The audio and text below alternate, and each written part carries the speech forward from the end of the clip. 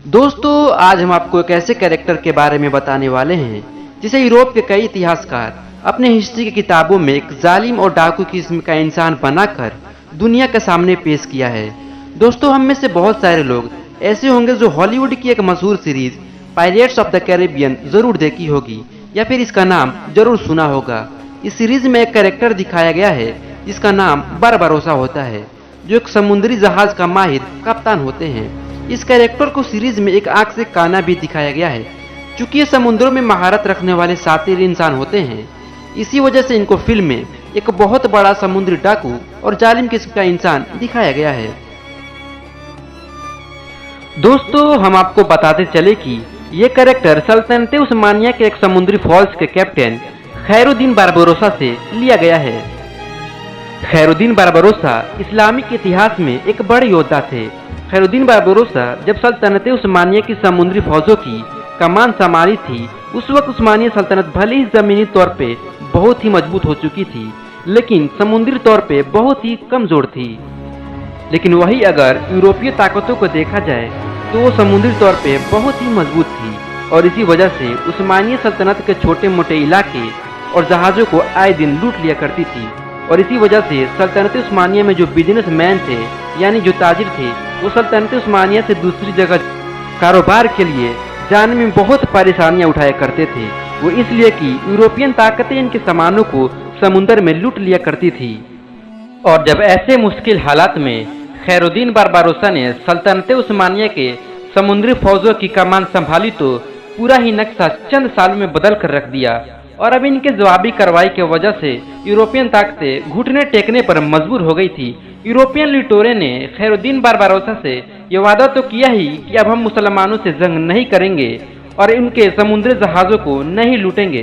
साथ ही साथ उन लोगों ने सल्तनत उस्मानिया से ये वादा किया कि हम आपको टैक्स भी भरा करेंगे।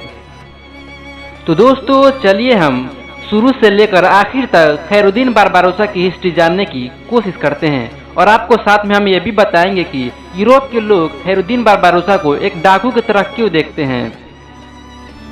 दोस्तों, लेस्बस नाम का एक टापू कभी सल्तनत उस्मानिया का हिस्सा हुआ करता था, जिस पर एक याकूब नाम का शख्स रहा करते थे, जिनकी 2 बेटियां और 4 बेटे थे, और वो ईसाई धर्म के मानने वाले एक इंसान थे। लेकिन उन्होंने आगे चलकर इस्लाम धर्म कबूल कर लिया और सल्तनत उस्मानिया के फौज में शामिल हो गए थे। याकूब के 4 बेटों ने, यानी उरूज रईस, खैरुद्दीन बारबारोसा और इसहाक इलियास ने एक कश्ती बनाई ताकि वो बिजनेस कर सके। लेकिन सल्तनत उस्मानिया उस दौर में समुद्री तौर पर उतनी मजबूत नहीं हो पाई थी, और अब भी ज्यादातर समुद्री इलाकों पर अंग्रेजों का ही कब्जा हुआ करता था। एक बार याकूब के 2 बेटों यानी उरूज रईस और इलियास के कश्ती पर भी अंग्रेजों के द्वारा हमला कर दिया जाता है, जो बहुत ही खतरनाक तरीके से हमला किया गया था, जिसमें तो इलियास अपनी जान बचाते बचाते शहीद कर दिए जाते हैं, वही उरूज रईस को कैद कर लिया जाता है। खैरुद्दीन बारबारोसा उस वक्त दूसरी सफर पे गए हुए थे। जब उनको ये खबर हुई कि उनके एक भाई को शहीद कर दिया गया है और दूसरे भाई को कैदी बना लिया गया है, तो उन्होंने जवाबी कार्रवाई के लिए तैयारियां करना शुरू कर दी, और 3 साल की मेहनत के बाद उन्होंने उस किले पर हमला किया जिस किले में उरूज रईस को कैद करके रखा गया था। और इस हमले के बाद उन्होंने अपने भाई को वहां से आजाद करा लिया। दोस्तों, उस वक्त स्पेन में मुसलमानों पर भी बहुत ज्यादा जुल्म हुआ करता था, क्योंकि कभी तारिक बिन ज़ियाद ने स्पेन में मुसलमानों की एक बहुत बड़ी रियासत कायम की थी, और जब ये रियासत खत्म हुई तो वहां पर मुसलमानों का कत्लेआम और उन पर जुल्म करना शुरू हो गया। और उसकी एक बड़ी वजह ये भी थी कि मुसलमानों की मदद करने के लिए मुसलमानों की उस वक्त कोई एक बड़ी सल्तनत या रियासत मौजूद नहीं थी। दोस्तों, खैरुद्दीन बारबारोसा ने एक मिशन शुरू की, जिस मिशन के द्वारा स्पेन में मौजूद मजलूम मुसलमानों को जहाज़ों के द्वारा निकालना शुरू कर दिया। खैरुद्दीन बारबारोसा ने अपने भाई उरूज रईस के साथ मिलकर बहुत सारे मुसलमानों को स्पेन से निकालने में सफल हो गए, और इसी तरह ये दोनों भाई मशहूर होते चले गए। स्पेन और इटाली जैसे यूरोपियन ताकतें ये समझने लगी कि खैरुद्दीन बारबारोसा और इनके भाई उरूज रईस बहुत शातिर हैं और कभी किसी के हाथ नहीं आते, और चुपके से स्पेन से मुसलमानों को आज़ाद करा लेते हैं। इन दोनों की बहादुरी देखते हुए उस वक्त की सबसे ताकतवर मुस्लिम सल्तनत यानी सल्तनत उस्मानिया ने भी इनकी मदद की और इन्हें अपने फौज में शामिल कर लिया। और सल्तनत उस्मानिया के कैप्टन ने इन्हें 18 बड़ी बड़ी जहाजें दी ताकि ये समुद्री दुश्मनों से लड़ सके। सल्तनत उस्मानिया की हाथ इनके सर पर पड़ जाने की वजह से ये दोनों भाई और भी मजबूत होते चले गए और जो इनका मिशन स्पेन से मुसलमानों को छुपके से आज़ाद कराना था, अब वो खुल्लम खुल्ला करने लगे। अब ये दुश्मनों को सामने से हराते और फिर मुसलमानों को आज़ाद करा लेते।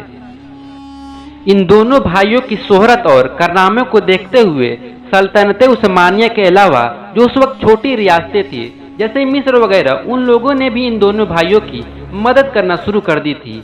मिस्र के हुकूमत ने इन दोनों भाइयों के लिए बेशुमार जहाज़ों का इंतजाम किया, बल्कि साथ ही साथ अपनी समुद्री जहाज़ों के अड्डों को भी इन दोनों भाइयों के लिए खोल दिया था। मुस्लिम रियासतों के साथ मिलने की वजह से इनकी फौज और भी मजबूत हो चुकी थी और स्पेन के मुसलमानों को आज़ाद कराने के साथ साथ इनकी फौज यूरोपियन लुटेरों को भी शिकस्त देने में कामयाब हो चुकी थी और समुद्री रास्तों को मुसलमान के लिए महफूज बना दिया था। 1500 ईस्वी में जो बचे हुए इनके तीसरे भाई थे वो भी अपना बिजनेस छोड़कर इनके साथ शामिल हो गए थे। स्पेन ने इनसे परेशान होकर इनके खिलाफ एक बहुत बड़ी समुद्री फौज इकट्ठा किया और इन फौजों के साथ मिलकर स्पेन ने इन पर बहुत ही खतरनाक हमला किया। लेकिन इन दोनों भाइयों ने न ही सिर्फ इनको शिकस्त दिया बल्कि कुछ दिनों बाद ही उनके समुद्री ठिकानों पर भी हमला कर दिया, जो कभी स्पेन ने सोचा भी नहीं था ये दोनों भाई इतनी जल्दी हमला करेंगे।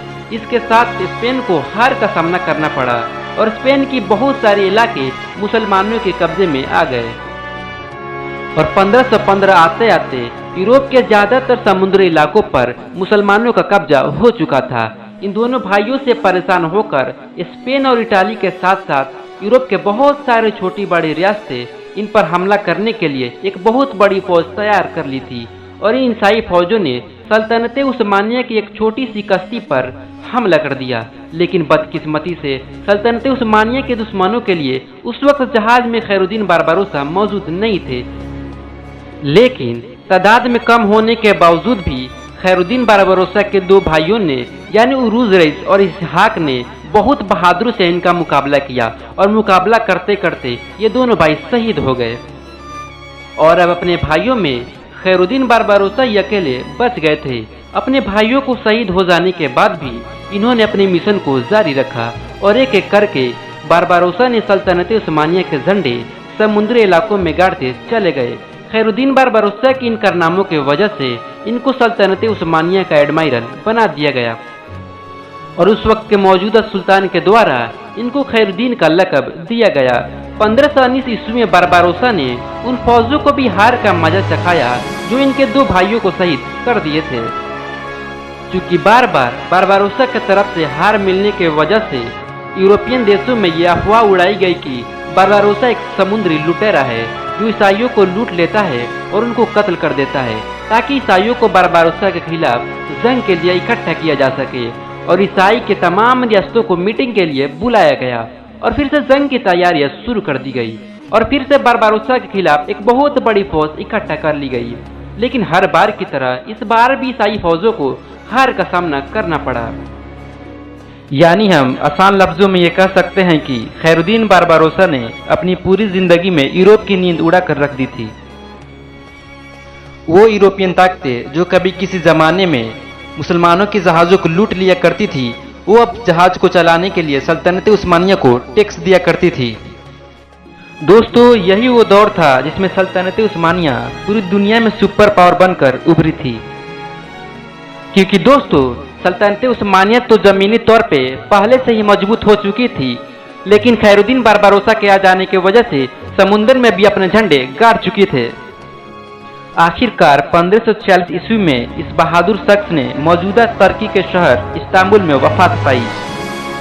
तो दोस्तों, आज की इस वीडियो को हम यहीं पे ख़त्म करते हैं।